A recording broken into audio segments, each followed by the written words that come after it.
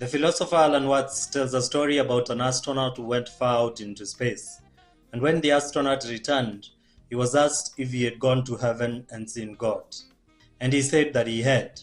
Then he was asked, "Well, tell us about God." And he replied, "She is black." I like this story because the moment you hear the word God, you immediately assume that it's a man. In fact, you most likely picture a white man with a long beard seated on a big chair. That is the picture of God that we have been taught to accept as the reality. But in truth, that image of God is a projection of a human being.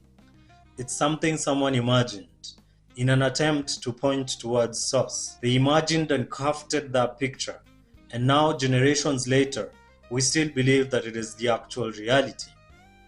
I'm not saying there's no God. I'm saying that that picture is flawed. The essence from which everything comes is not the images we have created in our heads of it. I mean, just think about this. God is omnipresent, which means God is everywhere all at the same time, including where you are right now. How can a white man with a long beard be everywhere all at the same time? That doesn't make sense because the concept we have of what God is flawed. Source is not a person. It is something that we have no name for. It is something that we cannot grasp with our minds. It is something that is in the air you're breathing right now and inside you.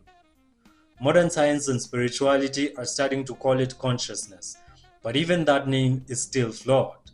It's still an idea in our heads, and the ideas in our heads often miss the mark when it comes to what that essence is. It's unknowable, unfathomable. The best way to describe it is to not say anything at all.